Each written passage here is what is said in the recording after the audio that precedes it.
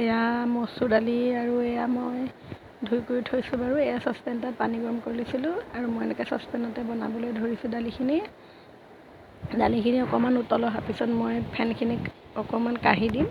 এয়া ফেনখিনি অকণ কাঢ়ি দিছোঁ।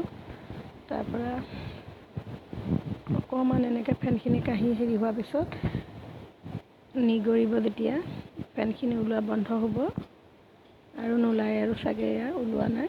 সেইকাৰণে এয়া কাটি থোৱা মই সুতৰীয়া শাক, আমি সুতৰীয়া বুলিয়ে কওঁ, আনফালে কি কয় নাজানো বাৰু। এয়া সুতৰীয়া শাক মই এতিয়া দি দিম। এয়া সুতৰীয়া শাকখিনি দি দিছোঁ এনেকৈ। তাৰপিছত অকণমান মই লৰাই দিছোঁ বাৰু, তল পেলাই দিছোঁ দালিখিনি লগত মিহলাই। তাৰপিছত সুতৰীয়া শাকখিনি এনেকৈ কাটিলেও হ'ল বাৰু, মই ফটো এখন দি দিছোঁ এনেকৈ। আৰু এয়া ঘিউ কচু এটা মই ব্যৱহাৰ কৰিছোঁ। ঘিউ কচুখিনি দি দিম আৰু কচুটো বহুত ধুনীয়া মানে গলি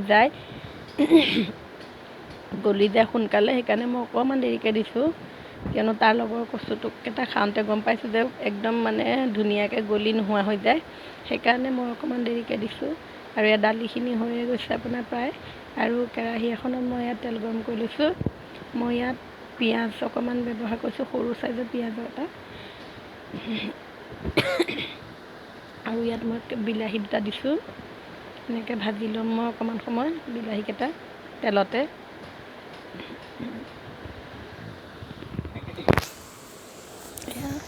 হৈছে আৰু ভাজি পেলাই অকণমান সিজিবলৈ ধৰোঁতে মই ইয়াতে হালধি দি দিম।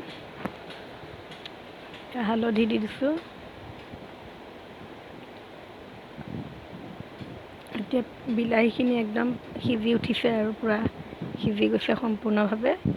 এতিয়া মই দালি অকণমান ইয়াতে দি দিম, সিজাই থোৱা দালি অকণমানে।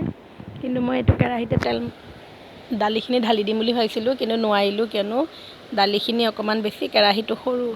লোহাৰৰ কেৰাহীত দালি হওক বা বেলেগ মাছ মাংস যি চব্জিয়ে নবনাওক বেছি ধুনীয়া লাগে খাবলৈ। সেইকাৰণে মই সেইটোতে বনাম বুলি ভাবিছিলোঁ, কিন্তু নোৱাৰিলোঁ, দালি অকণ বেছি হ'লে। সেইকাৰণে মই পুনৰ চচপেনটোতে উতল দিবলৈ ঢালি দিলোঁ। এয়া দেখিছে নহয় কি ধুনীয়া ৰং হৈছে।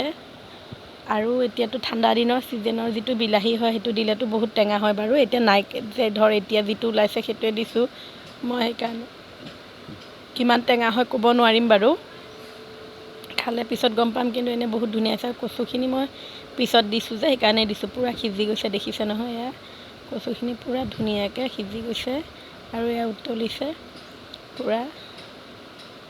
সেইজনৰ ৰং চং দালিৰ বহুত ধুনীয়া হৈছে। আৰু খাবলৈ সুতৰীয়া শাক, বিলাহী আৰু মচুৰ দালি দি এনেকৈ কচু দি দিব, বহুত ধুনীয়া লাগে। আৰু ইয়াত যদি আপোনালোকে মাছ দি দিয়ে, মাছ দিও খাব পাৰে, কিন্তু মই মাছটো ব্যৱহাৰ কৰা নাই। এয়া পূৰা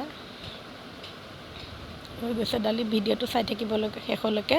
আৰু প্লিজ চাই ভাল পালে লাইক, কমেণ্ট, শ্বেয়াৰ আৰু চেনেলটো ছাবস্ক্ৰাইব কৰি দিব। এয়া দেখিছে নহয় পূৰা ধুনীয়া হৈ গৈছে দালিখিনি। মই এটা ডাঙৰ বাতি এটাত ঢালি দিছোঁ। এয়া ভিডিঅ'টো চাই থাকিব শেষলৈকে।